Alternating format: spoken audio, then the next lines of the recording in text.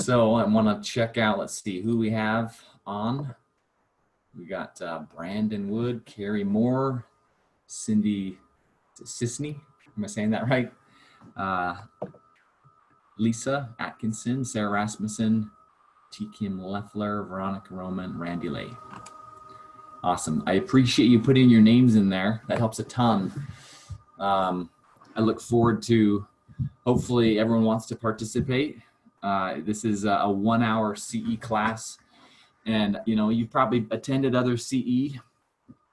I hope this is one that isn't the only purpose that you're doing it is to get your 1 hour of CE credit. As important that is to renew your license, to do business. I hope that there's something that you get from this class that we discuss, that we talk about, that, you know, whether it's me or someone else that shares.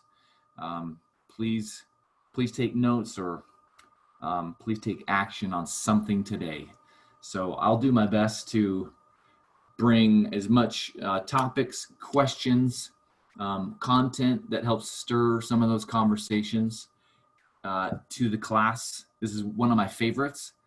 And if I forget at the very end, please don't you forget. I'll try to remember at the end to give you 30 seconds. And here's what my ask is going to be, that you put it in your calendar, whether it's going to be later today or tomorrow, but sometime soon, where you block off in your calendar 30 minutes or an hour where you're going to take action on something that you felt like, you know what, I think that would help my business. So that would be my ask, because I think how often do we, you know, we go to a class or whatever and we leave and all of a sudden whirlwind takes over, right? And that emotion of change kind of passes. So blocking off our calendar, that's one of the best ways I know to make sure that action takes place and that we're all moving forward. So sound good? Let me make sure, has everyone seen my screen? Can everyone see my screen regarding, give me a thumbs up if you can see it. Awesome, thank you. Thanks, Carrie, thanks, Randy. Here's the topic of the class. We're gonna talk about referrals. I'm gonna just introduce myself quickly, and then I'd love to go down, if anyone has any thoughts about these questions. I wanna make sure that we're gonna spend the majority of the time on the things that matter most to you, and maybe less on things that maybe matter less. So here's my introduction. I am Jason Cook, the owner of Silverback Home Warranty. I'll share a little bit more about me in my introduction after these questions, but I worked at Adobe for 8 years. I did marketing and sales there. I worked on a real estate team for a few years, and I did lead generation. So my whole focus during that period on that team was marketing to the database, generating referrals online, and, you know, tracking referrals so that they're effective and we're growing and getting more referrals. And that's kind of the bulk of what this class is going to be about. So I hope that there's something that I can share that will be worthwhile. And yeah, I love teaching. And so I ask that if you have questions or comments, please throw it in the chat. I'll have that open. Go off mute, preferred. I should say that first. Go off mute first, and, you know, make a comment or interrupt me and just say, hey, Jason, stop for a second. I'd love for this to be a lot more back and forth, and your thoughts and comments. So first off, where are the majority of your referrals coming from right now? Are they, and I want to get a little more specific about what I mean by that. So yeah, SOI, okay. How is that happening? What activity are you doing that is leading for those referrals to come? Anyone willing to share? This is where I pause for 30 seconds, and I'm just gonna.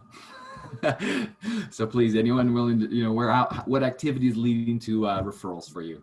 Well, I am a brand new agent, only been in for about a couple months, and my 2 referrals that I've had have come from friends and family. I've sent out, when I first got started, I sent out an intro letter just stating that I had kind of changed my career path and that I was a new agent, and if they had any people in their sphere that they could send to me that to do that. And so that's kind of where my 2 referrals that I've had so far come from.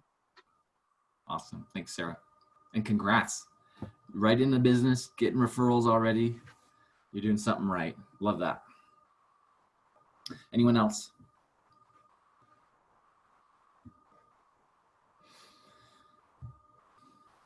Jason. Yes. So I actually have another business as well. I'm a tax preparer as well. Okay. And I would say that my referrals go back and forth a lot between the two businesses. Interesting. I've had a lot of tax clients become real estate clients and a lot of real estate clients become tax clients. That is a really good combo. Yeah, it is. Because Yeah. real estate agents, they're all self-employed. And guess what? They need tax, right? Tax Right. help. Right. But I'm talking about, well, I've You're actually coming from had tax. realtors become clients, but also like my tax clients become real estate clients and my real estate clients become tax clients. And the other realtors on the other side have become tax clients. That's excellent. Thank you so much, Cindy. Anyone else?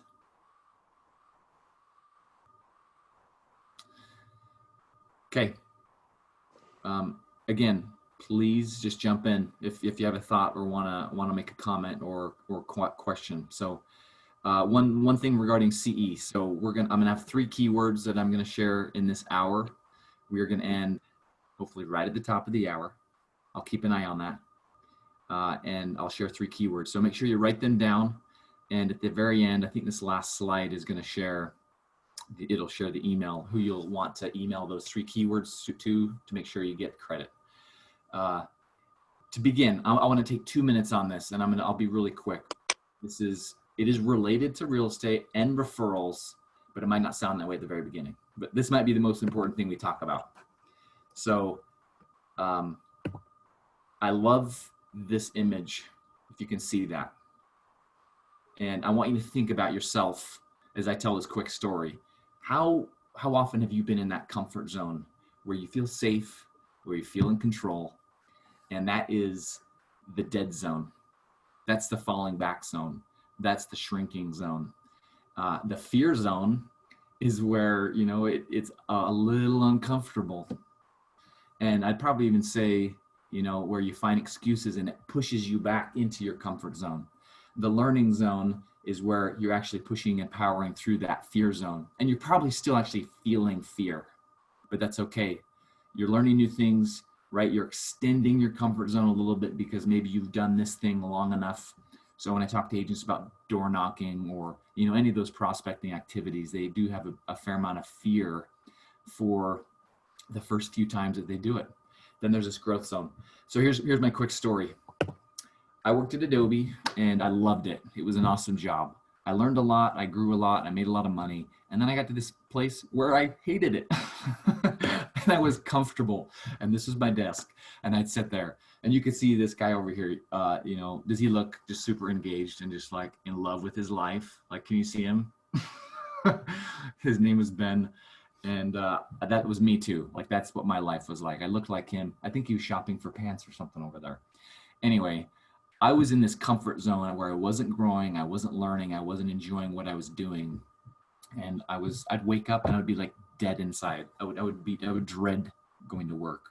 I'd wake up, my eyes would open, I'd be like, oh my gosh, I gotta go to work. And it would take me forever to get out of bed because I was not in love with my life. And I would come and I'd sit down and slump into this chair and I would just be like, I have to sit here for 8 hours. It was just dreadful. I left Adobe. I'm actually, let me back up. During this period, I was working on, I need to find those pictures quick. I apologize. I thought I had those up right here. During this period, I was putting in a sprinkler system. This is gonna be real quick. It was real hot.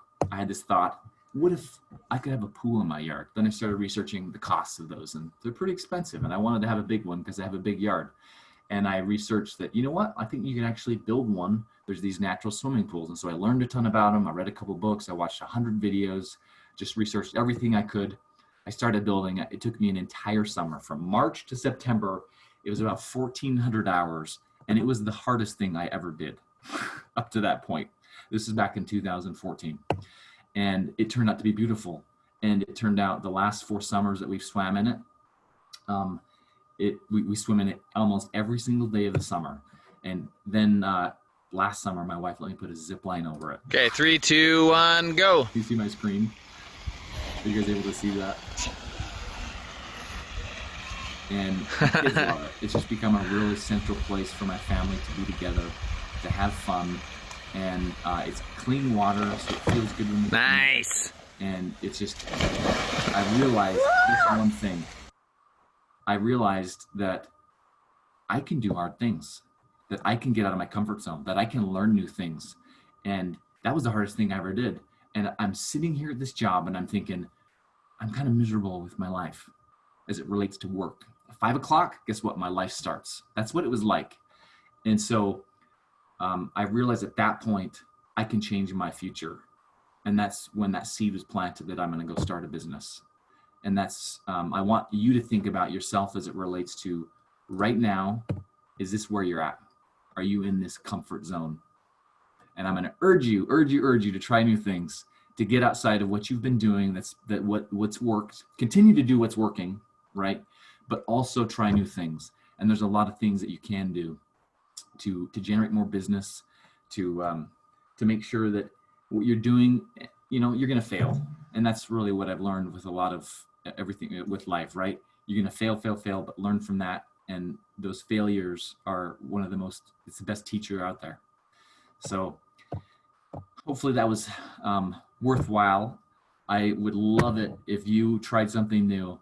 And if you want to come swim in my pool, shoot me a text. I'd love to have you or your family come. It's super fun. Okay, referrals. Here we go. When I think about referrals and generating referrals in a database or from anywhere, it comes from this place. And if you can see my screen, is everyone seeing my screen? Okay, I want to make sure that you can see this. This is a feeling that exists inside of you. And if that feeling, I should say this exists inside of them, if this feeling doesn't exist in them, I don't believe you can get a referral. And so when you think about just the very core of your business, it is creating this feeling in other people. And if that's the only thing you take from today, that will be good enough. Because if you can start with that in mind, creating that feeling of trust, then you'll do everything else right. But this is the beginning. And it doesn't happen all at once. And so I can't say to you, Sarah, trust me. I can't make you have that feeling. It comes with a lot of interactions. It comes from consistent interaction on my part where, I say what I'm saying and you feel that, but what I'm saying is I actually believe it. And then my actions follow up with that as well.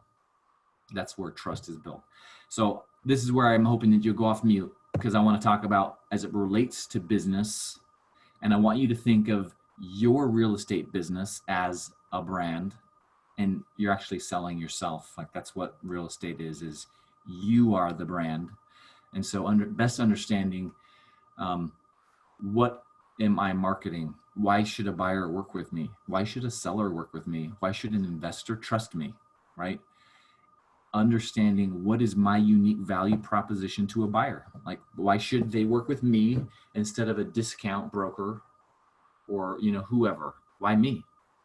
And so the more clear and concise you can get on what that message is, 20-second elevator pitch. Here's why you should work with me. Well, I know the neighborhood you want to buy in. I know what those homes have sold for, and I can negotiate and get you the house you want for the price you want the fastest.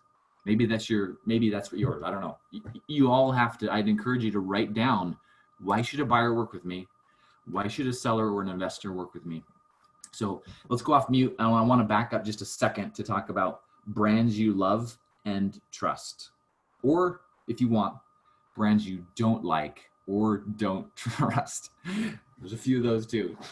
Anyone willing to share? What are some brands you love or dislove?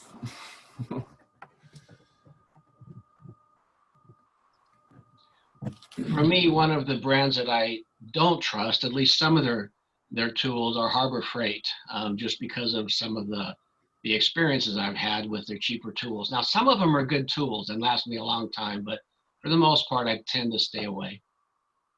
Yep, I would agree with that, Randy. If it's just a metal tool like a wrench, I'm all in. If it has a motor in it, I'm going to be a little more suspicious. Cindy, I haven't given that first keyword yet. I'll give that probably in. Let's give it right now. Okay, here we go. First keyword. Thanks, Cindy. Cindy, it's referrals. That's the first keyword. Anyone else want to chime in on brands you love or don't love? Okay, I'll go for it. Awesome. So Kim, is I that like, right? huh? Can you hear me? Yeah, thank you. Okay, so I like a certain brand of makeup, and I pretty consistently stick with that, and it's Clinique. And then I'll go off brand a few items, but I'm kind of a snob when it comes to that, just because I like it. It's consistent. I'm happy with it. The price is pretty good.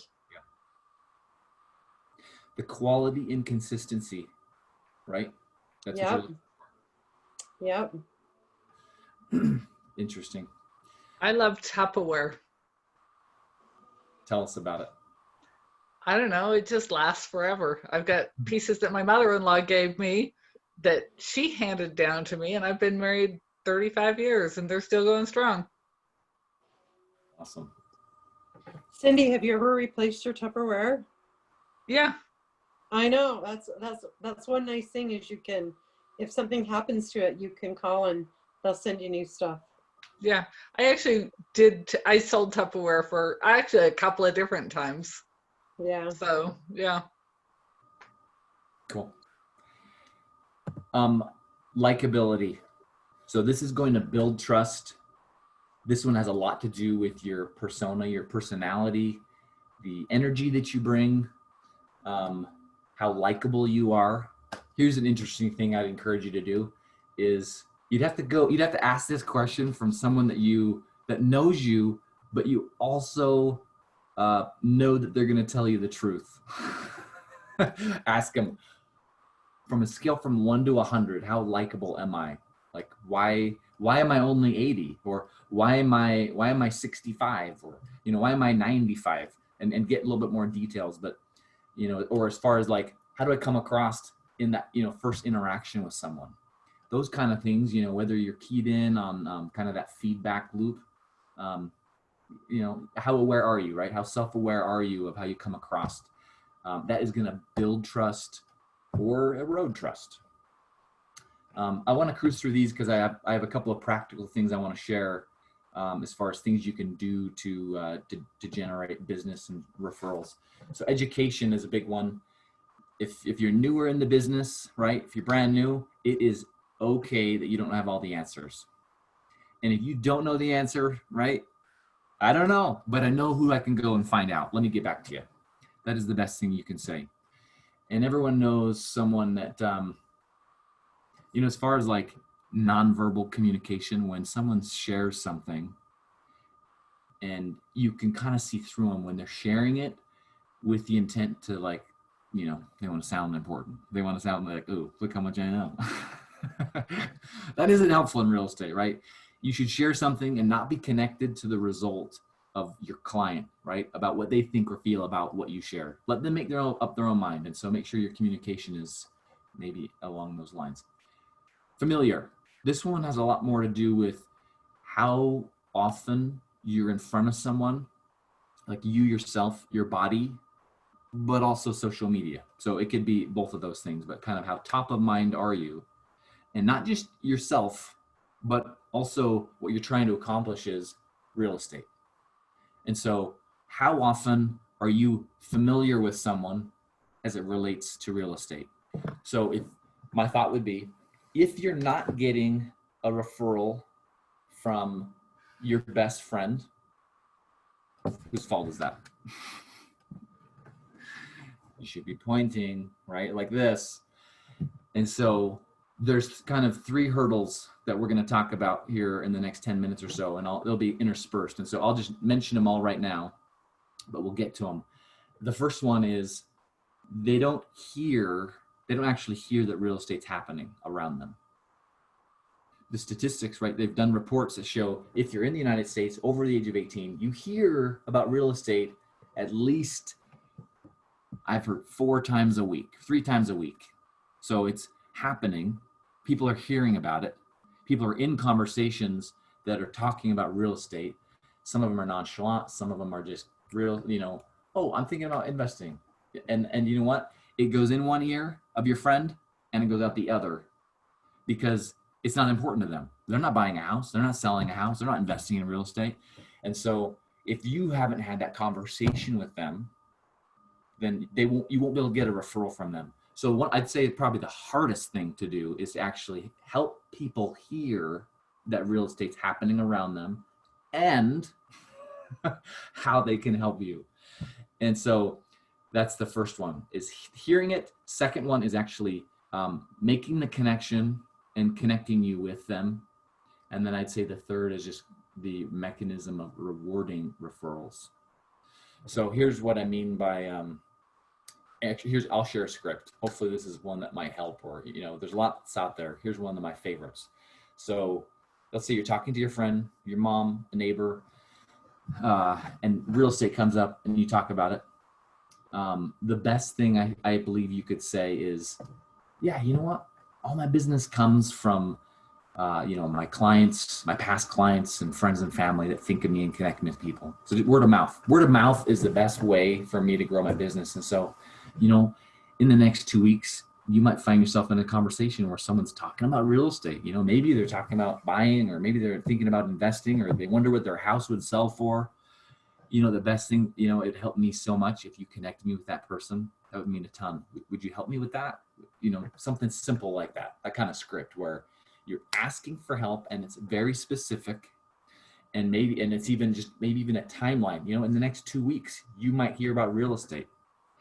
And doing that, I think, is what it does, is it's talking to their subconscious mind and say, oh, yeah, oh, you know what? Like, I'm actually in a conversation right now. Someone's talking about real estate. And I remember Kim talking about, that would help her.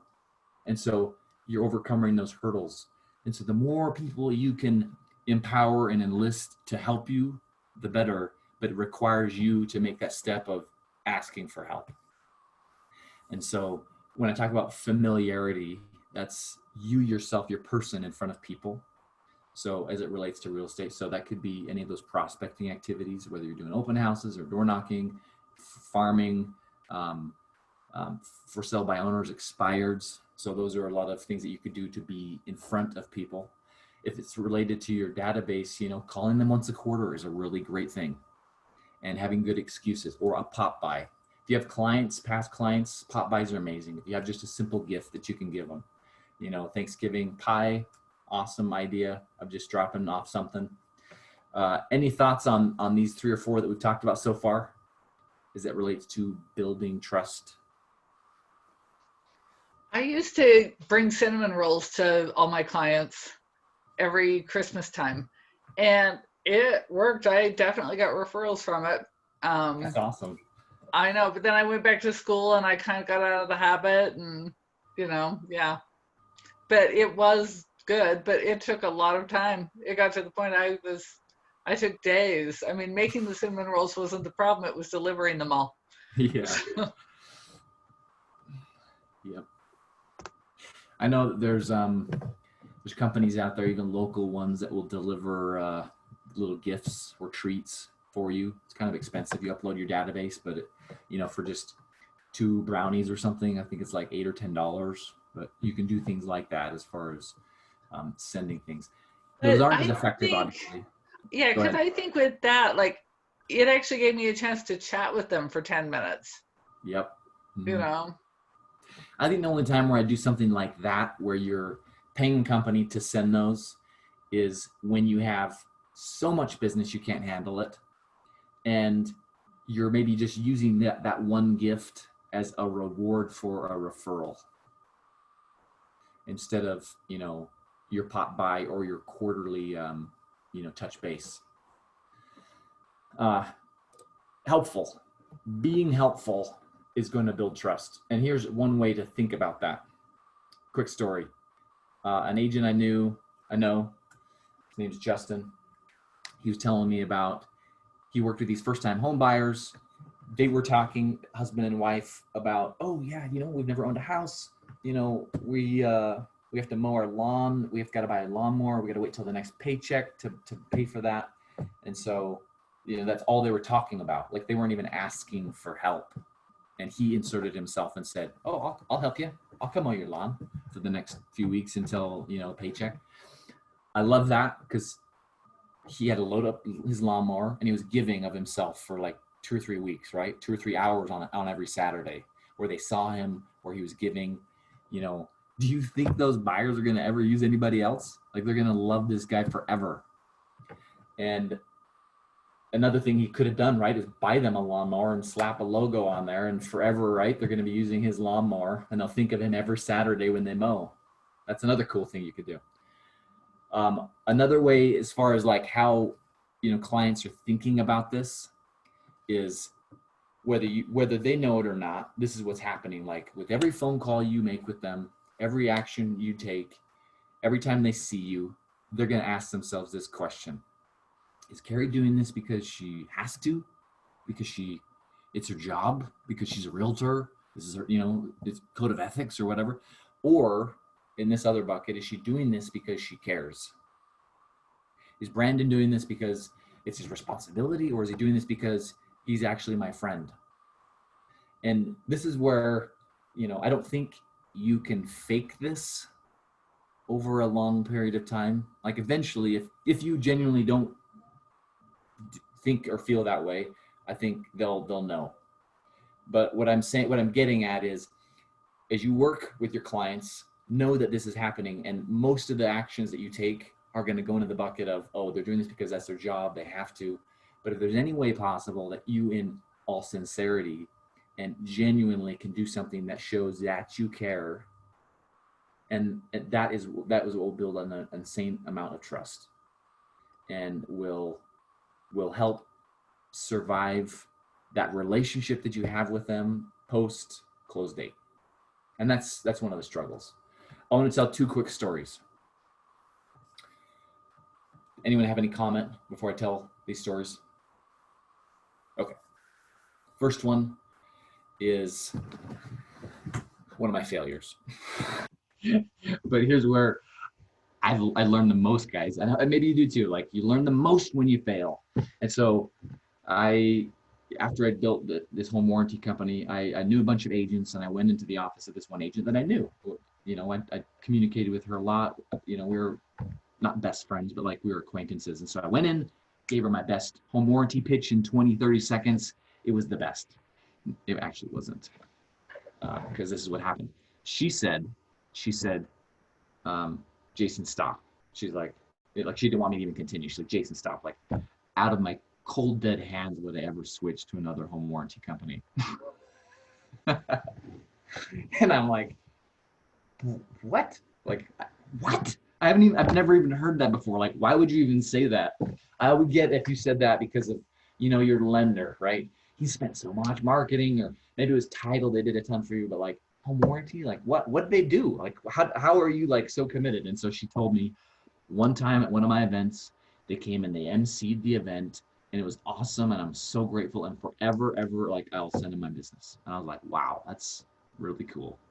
And I'm grateful I was in that frame of mind that, instead of, like, oh, okay, walking out of her office defeated, I found out something way more interesting and important, which was, this trust is a wall. That's what I'm saying.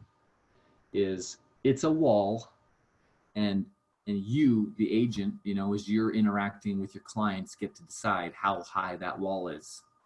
And the more consistent things you do, the more helpful you are, that you educate, that you're likable, or that you're so on point with what your brand is, and you're helpful. And this last one is being authentic.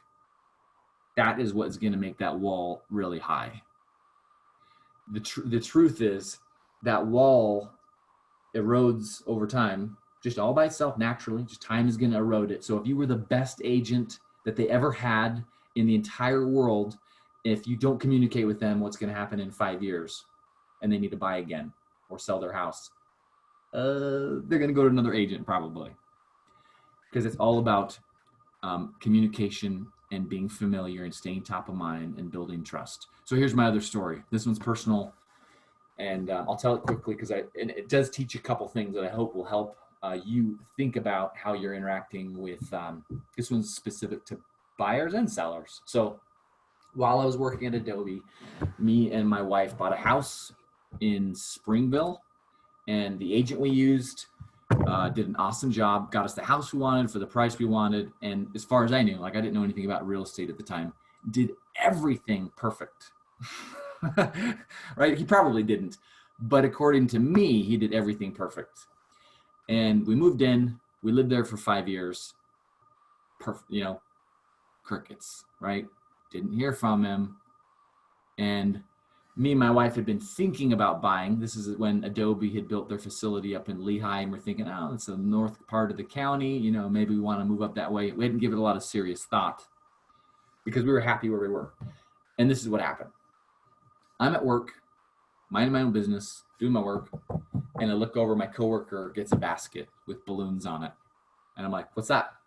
This is what I said. What's that? And he's like, I don't know. And he like digs into it, and I'm like leaning down the aisle to see, am I getting a basket? Like, are more of these coming?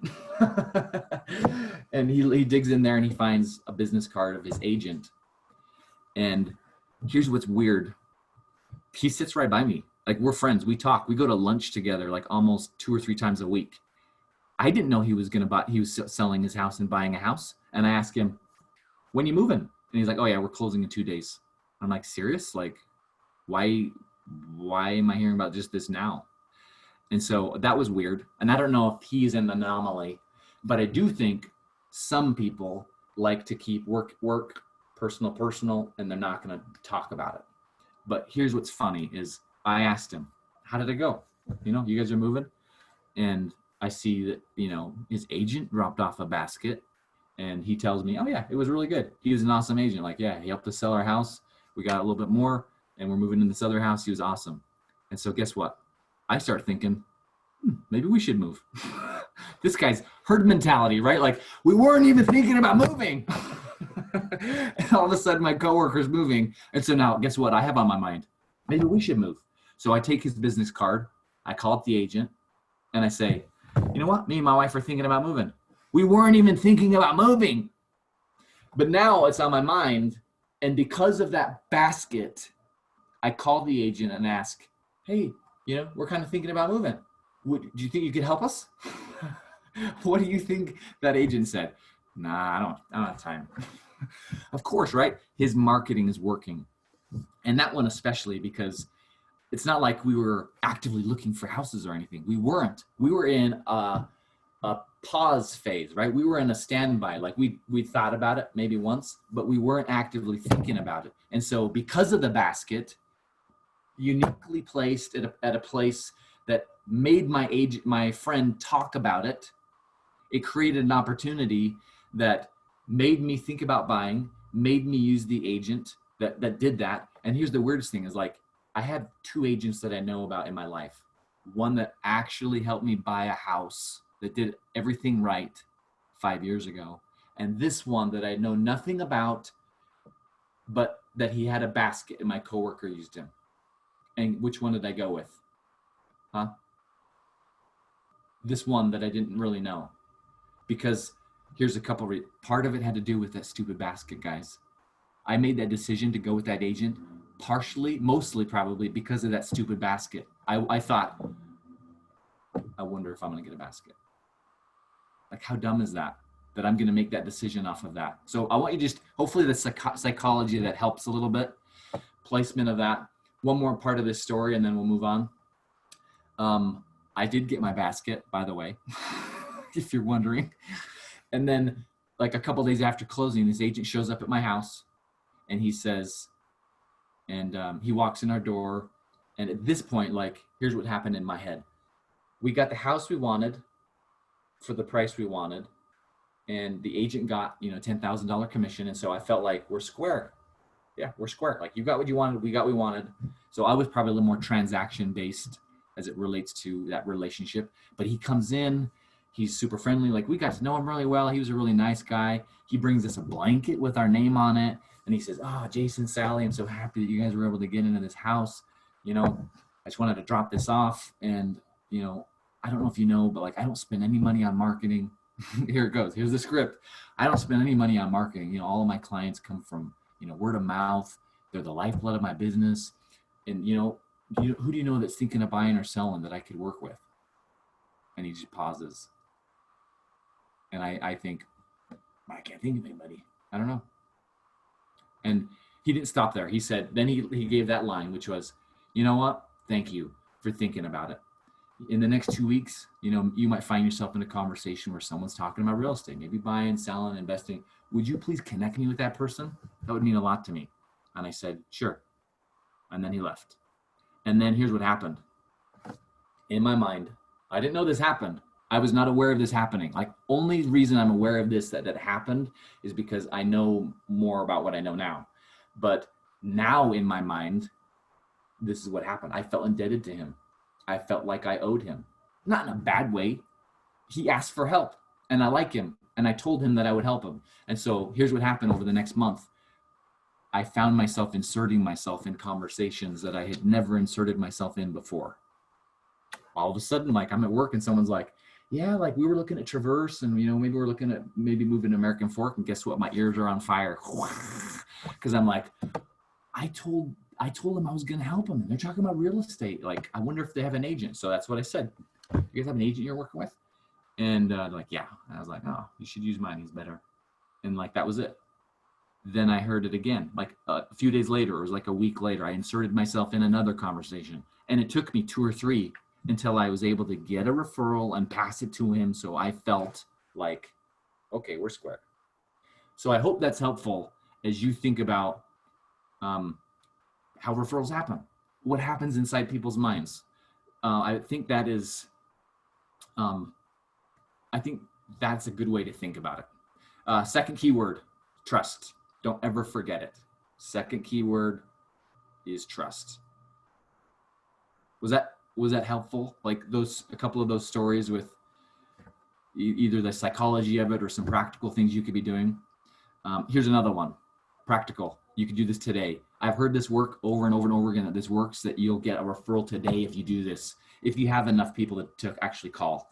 So this one is, if you were to go back all of this year, all of last year, you could even go back to 2018, and whether you're looking through your text messages or emails or just your memory, and write down on a piece of paper all of the people that have referred you.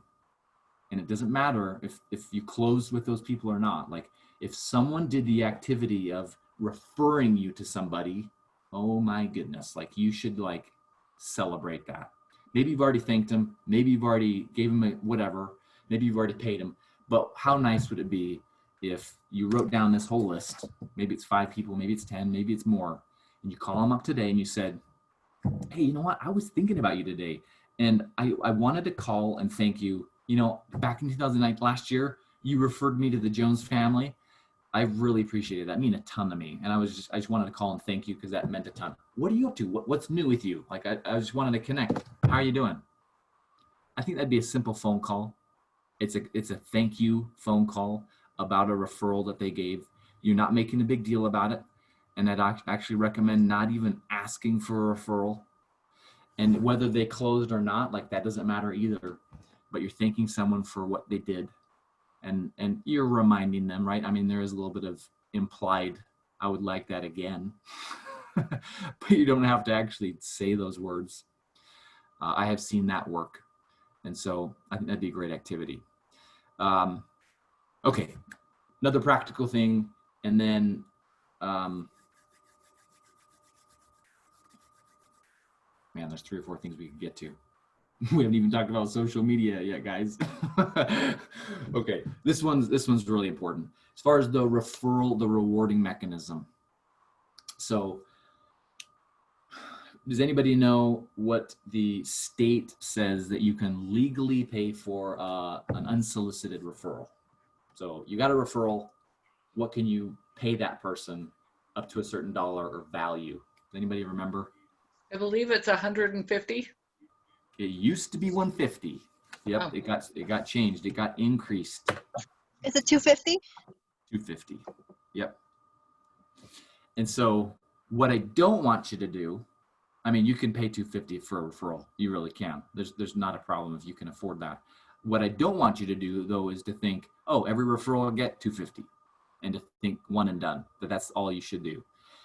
What I'm going to argue is treat your business like a business and have processes and have consistency. I'll talk about consistency in a second about as it relates to referrals and a tool that maybe you could use or one that you could create. But I'm talking about just rewards right now. I am going to argue that you could spend $50 for every referral and get more business than if you spent $250. And it's all related to how you do it. So let's say $250 is awesome. You get a gift, $250 gift card or whatever you spend that on. What I'm saying is, like, let's say you get a buyer referral. What you could do is write a thank you note, $10 gift card, send it off every single time. Doesn't matter. And I'm not going to argue like dollar amounts either. You can make your own judgments on that. But for the case of this, like $50, I'm saying that you get a referral, you immediately write a thank you card and send it off. Then let's say that referral, you actually talk with them and you're showing them houses. That means they're a little more serious. That means you probably have a buyer broker with them. You're a little closer to actually getting paid. You could afford to maybe pay a little bit more for that referral. So you write another thank you card. Hey, we're showing them houses. I really appreciate it. That means a ton to me that you'd send them to me. Here's another gift card. Boom, you send them another one. You go under contract. You write another one. This means so much to me. I really appreciate it. You did that. Boom, another one. You close. You send another one. A few weeks later after closing, you send them another one. So over, let's say, a month or a 2-month period, this one person gets 5 thank you notes and 5 gift cards, and it's only $50. But the impact mentally to them is going to be so much greater than if they one time got a $250 gift card. So what that is showing is you actually care because you did it multiple times over and over and over again. What it's also doing is you're reinforcing mentally, like from short-term memory to long-term memory. Oh my goodness, Cindy really appreciates referrals. Like this is the 5th gift card. Like that is pretty remarkable and probably unforgettable. Whereas maybe a one-time thing that you did is forgettable. Does that make sense? So think of it hopefully in those terms where it's harder for you, for sure, no doubt, trying to remember that. Here's where a system comes in mind. And here's something that I built. You don't have to use this. What I'm gonna encourage is that you have one place that you have every single one of your referrals that you ever get. Treat your business like a business. And if referrals are the most important thing you get, then you should have a system, because a system is going to make everything consistent. It's going to make it a program. It's going to make it feel and look like a business. And so then that's what you need, right? If you're just a one-man show, one-woman show, you need to have it feel more like a business instead of just, oh, shoot from the hip. And sometimes I do this, sometimes I don't, as far as rewarding. The consistency in your rewarding is going to result in consistency in your rewards. You agree with me? Here's what the system looks like. I wanted to make it simple as possible. It's like, it's an app, not an app. It's a shortcut on your phone, whether you have Android or Apple. There's shortcuts. You click on the button. Here's what one of them looks like. This purple one. You click on it. It brings you to this page that looks like this, where it's a form. You fill it out. It's date, the name of the referral, their contact info, who referred. You click submit, right? You can do that anywhere. You always have your phone with you. it goes to this spreadsheet where it fills out the data. What this spreadsheet does is it populates this sheet. Hopefully you can see this all right. I don't want to go into all the details of what this does, but what it does is it has it all in one place. It keeps track of who's referring me over and over and over again. It can keep track of these check marks. Those are like the number of gifts that I sent. So every time I send one, I'm gonna click it. You know, you can have more than 5 if you want. Over here on the far right, if I want to keep track of the name of the gift that I gave them or the dollar amount that I gave them, you can keep track of it over there.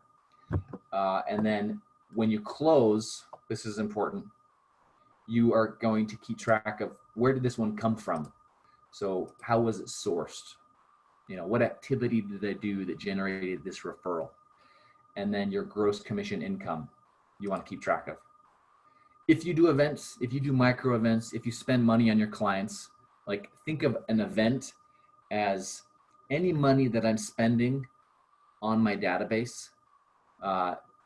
This spreadsheet is a little more specific to events, but like if I have these events, I can put in the name of the event, the date of that event, how much I spent on the event. And then what this spreadsheet does is it keeps track of, oh, you know what? Randy got these 2 referrals in this window when this event happened. It was like a 2-week window. That one's likely related to an event. And here's the challenge that most agents have is when they spend money on their database, at the end of 2020, they always question, there's a little bit of fog there.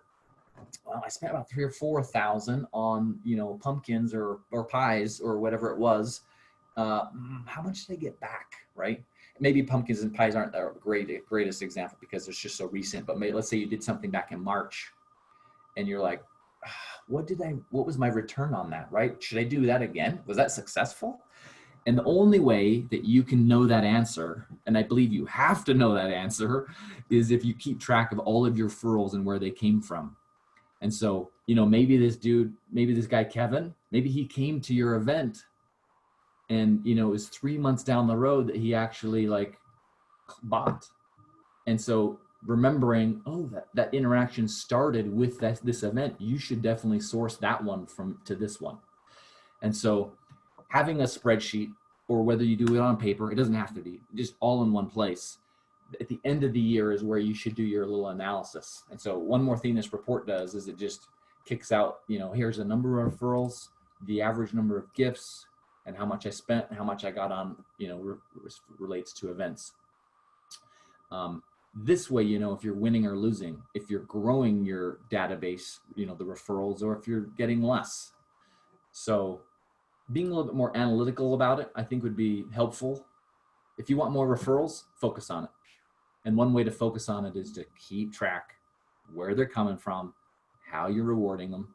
So if you want this, it would be really easy for me to just email you 2 links with an email, and you have to have a Gmail account. I'll send you the email, you click on it and it opens up, it says make a copy. That way you click on it, you make a copy, and now that becomes yours and you're the only one that has access to it.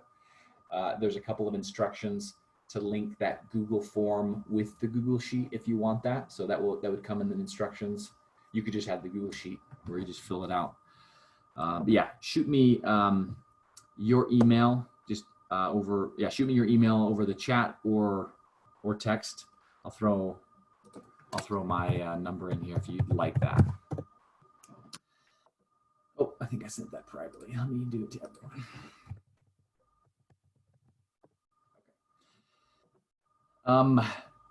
Any thoughts or questions or comments? We're at the end here. We got one more keyword. We got 1 or 2 more things to talk about. Let's talk about social media for the last 8 minutes. Okay. Social media. Love it, hate it. I have a really love-hate relationship with it. I love it for my business, hate it for personal. there's really kind of two approaches as it relates to business. One is to have your personal, right, and just mix it with business. That totally works. I encourage you to do that. If what that way is you don't get to do any custom audience targeting. So let's say you wanted to deliver a message to just your clients or to just one specific neighborhood. Maybe it was your neighborhood, or maybe one that you have a listing in. When you have just a personal page, you don't have the ability to do that type of interaction. And so a business page is where you have access to be able to do that. A couple of thoughts about business pages, and then a couple practical things you can do. And I apologize, the only business page I have access to is mine. So I'm not asking for business or anything. It's the only one I have access to. So having a business page, what that means is if you post a picture on your business page, let's say you have 1,000 followers to your business page, and that's a lot. Let's say you have 1,000 people that follow your business page. How many do you think would see that picture that you posted? Any guesses? You can throw it in the chat or go off mute. About 200. About 50. Good guess though. So out of 1,000, it's about 5% will see it. And the reason for that is Facebook knows, oh, you have a business page. That means that you can afford to pay for people to see your content, to advertise. And so think of it this way. So it's a pay to play most of the time. And think about it in terms of like, okay, the content that I want to get out, some stuff maybe I only want my people to see, some stuff I want everybody to see. And so if you want more people to see it, you have to pay. It doesn't have to be a lot, but it looks like this. So here's the first activity you should do. So let's say you create a business page, you link them, it's linked to your personal page. When you have the business page set up over here, these 3 dots, you go down and you can click invite friends. And it will pull up your friends list, people that you have not invited yet. And then you can click select all. I think if you have over 100, you have to do it manually. I think if it's less than 100, I can do select all and then click send invites. You can see how I got this little error message. So if it was 99, I believe I would just send it to all of them, but I've got to do it manual until I get down below that. That's free. It's an invitation. It's going to show up in their notification and it will stay there until they like it or delete it. And I love that because it gets you an initial bump in people that will actually see your content organically. So now just because they've liked your page, they'll see more content if you just post it without paying any money, but it's still important to pay a little bit. And I'm not talking a lot. I'm literally saying like if you do a post that's, hey, it's one of your listings, you could pay $1 a day, right? For people in this one area to see that. We could spend 2 hours actually on, I've spent over 100,000, 200,000 on Facebook in real estate to generate buyer leads, seller leads.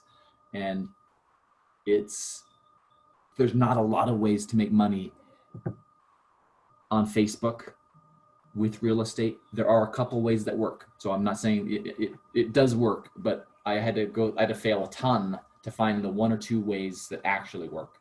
And so the ones I'm talking about are video is really important. If you have a website that you can drive traffic to as it relates to, I want to know the value of my home. That's important. That's helpful. Or if you have a website that has an IDX feed connected to the MLS that has all of the listings on there, being able to have an ad, whether it's your listing or someone else that you could drive traffic there, that would be helpful. Again, video related to open houses, video telling stories about successes, stories about why people are choosing you on the buy side, on the sell side, on invest. Videos are really powerful. I have a whole CE class on video. I've got another one that I could teach specific to just social media, like organic things you can do to generate referrals there, paid advertising, Google ads. I mean, The list goes on and on. So I don't want to put you off to Facebook because it really is one of those ways to get familiar in front of people, to get your face, to get your stories, to increase your brand awareness, and to just grab market share. So there are agents that are doing in a way that are building without them having to do day-to-day door knocking, phone calls. And here's kind of what I want to end with, this kind of tale of two agents. There's so much more we could talk about with social media, but I'd rather maybe we do a different class on that. I'll share one more thing about this. Then I'll tell you the tale of these two agents. Having a business page, doing that part first is really important. Then what I would do is I would do this promote button, where this is where I was saying, if you have a website, that'd be great, but promoting your page, some of the best spent money that you do, that you'd spend in a year is if you just spent $1 a day, so $365 in a year, you can just set the budget, and that's all you'll spend. You have an image or a video, and what you're gonna do is you can have an audience. So let's say you have contact info. You need first name, last name, email, and or phone that you could upload. And then you could have this image show up in front of that group of people all year long and give them opportunities to like it. You could also just your friends list. You could say, show this to my friends list and their friends.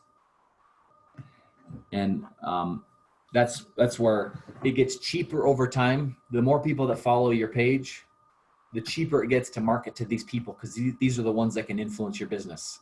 I don't recommend you spending $1,000 or $2,000 on your one ad to the whole city of Pleasant Grove. That would not be effective. Don't do it. Okay, the tale of two agents. This is how we're going to close. I met this one agent up north. He's been in the business. He does between 90 and 110, 115 transactions a year. I was sitting down with him, talking with him about his business and how he markets, what he does, and how I could help him. And I asked him, where does all that business come from? How do you get that much transactions in a year? And he said, 95% of my business comes because I prospect. So for long story short, because I know we're at the end of the hour, he's been in business 20 years. He has not built a foundation of referrals. He doesn't have trust built. People don't like him. That's what his assistant said. But he's doing a lot of business. But what happens is as soon as he stops making those phone calls, what happens to his business? Smoke, up in smoke. This other agent I met was just like him. He did between 70 and 90 transactions. He's been in business 22 years. He said he waits for the phone to ring. And he spends over $1,500 on every one of his clients. $1,500 for buyers, $1,500 for sellers. And they love him and they trust him and they call him. And he's retiring in 2021. He has a couple of buyer agents that are going to do the business. But I just want you to think of it that in terms of there's so many ways that you can make money in real estate. One of the best, if not the best, and I should probably say the best, is referrals and building a foundation of trust with your database, of being consistent, treating your business like a business, and having a system as far as tracking referrals and rewarding those referrals.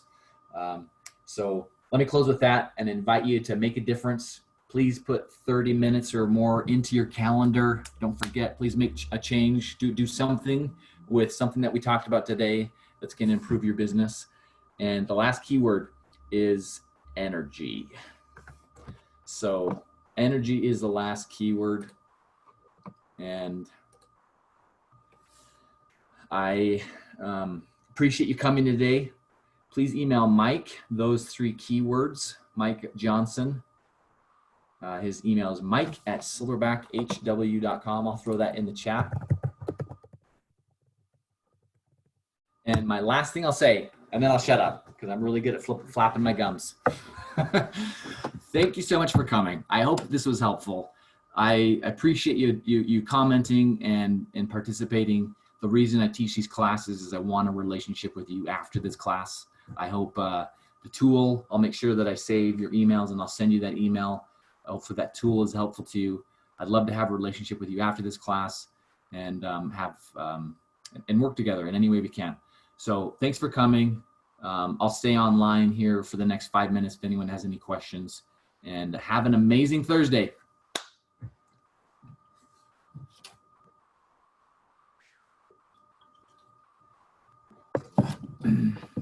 So I know time is up, but I would love to hear more about the Facebook stuff. Okay, I could probably take another 5 minutes. There really is a lot of meat there, but yeah, I could take another 5 to 10 minutes if you'd like. Okay. So yeah, so I mean, I do have a Facebook page, and I do have people that have liked my Facebook page. I just don't know what to put on my Facebook page. Okay. I can help with that a little bit. Because I also got a call from a company that it was called, yeah, iHome Finder, but they were kind of pricey. They were like $100 a month, and so I'm like, oh, what can I do that's less than that? Yeah.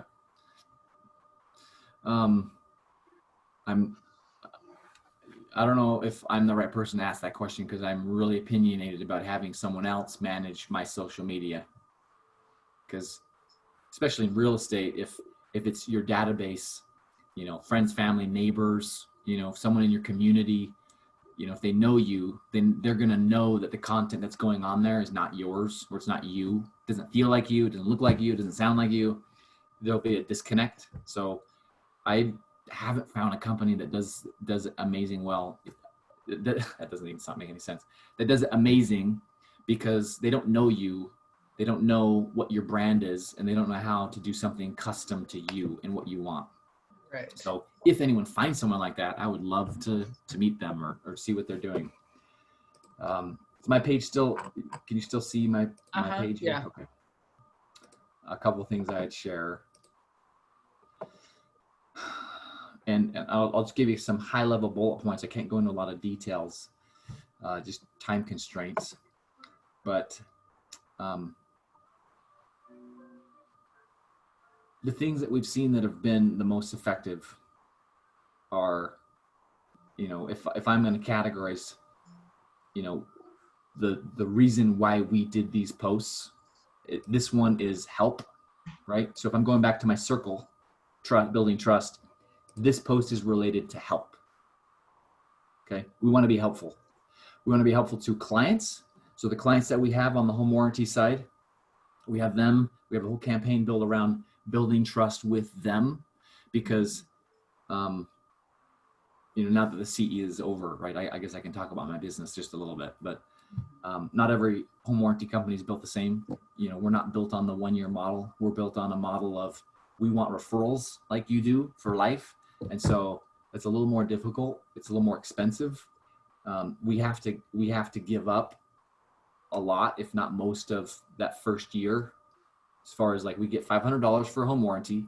And if we want those clients to renew, the only way we get them to renew is by having experiences with them, meaning they have to file claims. And so they'll see value, but it's the same for you. So being helpful and doing things that you're delivering value to people is one of those things that you could do as a post. Videos. So videos are powerful because people watch videos 135, I should say Facebook promotes videos 135 times more than a picture. So even if it's just a simple, see, this is like a 5-second video. It could have been a picture. We're going to choose to do a video because of the algorithms of Facebook. And that gives a little more bang for our buck. Reviews, super, super helpful, right? It builds social credibility. This is one where, you know, we tell stories from reviews, right? We tell stories from videos. So we have companies, you know. So I have a question. If people have left me Google reviews, can I use those reviews on Facebook? Oh yeah. Just take a screenshot of it. Okay. And do it as an image, or even better yet, maybe even do a 2 or 3 second video showing that review, and it would just be on loop. Yeah, so reviews, yeah, simple video. So we do CE. So one way that we found to connect with people that can influence our business are real estate agents and title. And so we teach CE. We connect with title to bring real estate agents so that title can get to know new real estate agents. And so what that would look like on your side of things would be, you know what? I want to do a little seminar for first-time home buyers or for investors. And I wouldn't do investors. I would do so narrow that it's going to resonate with a certain group of people. We're going to do a seminar on fourplexes in Pleasant Grove at this price point, and then advertise that like crazy. The more narrow you can be in your marketing, this is what I learned at Adobe. Like, it's all about the sniper approach instead of just this shotgun. I want to hit everybody. I'm good at everything. I can do multifamily. I can do commercial. I can do land. I can do residential, right? If you were, I think you get my point. So just narrowing in. I know it's hard because you got to say no to some things, but like narrowing in and just focus on one thing. And so I know an agent in your office that just like kills townhomes, and he's just like dominating them in American Fork and Lehigh. Actually, I don't think you know what office I'm in. Oh, are you? What office are you in, Sydney? All American Realty. All American Realty. Okay. Where did you think I was from? I thought you were with Presidio. Oh, no. They do good classes. They got a lot of good content, don't they? Yeah. Okay. This is my second one I've taken with them now. Cool. So that's kind of on the organic stuff. These are the things that we show to people who like our page and their friends.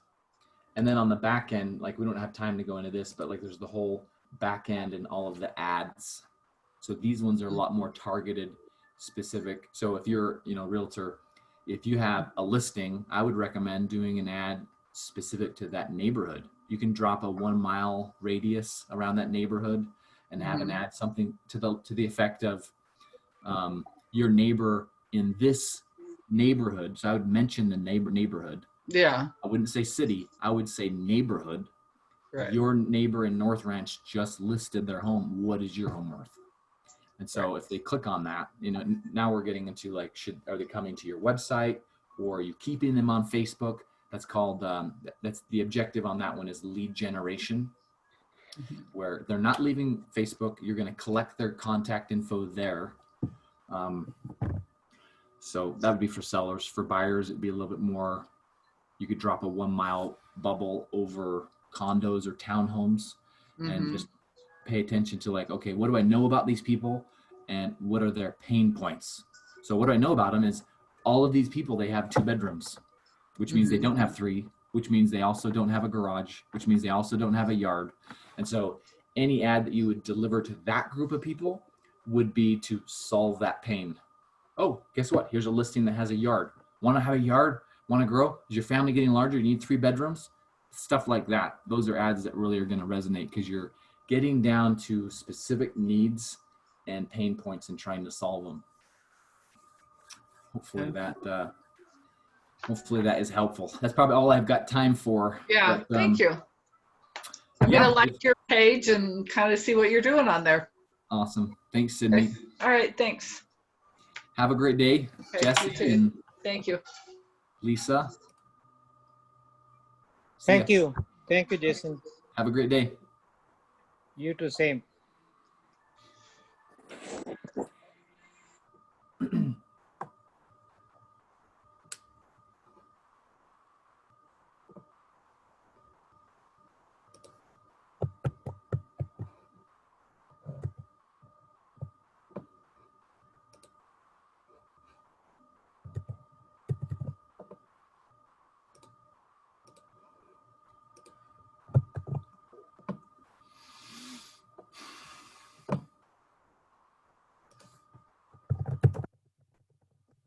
Thank you, Jason. You did good. Oh, thank you. Appreciate that.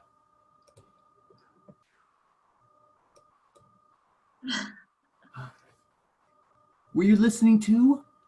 Yes. Nice to see you. Good to see You did you a good too. job. Thank you. Have a good day. You too. See ya. I'm sorry Thanks, about the Jeff. mix-up yesterday, and then Oh, no big deal. Yeah, I'm glad this Okay. worked out fine. no, I'm glad you were able to teach today. Okay. Have Yeah. a good one. Thanks. You too. Okay, bye.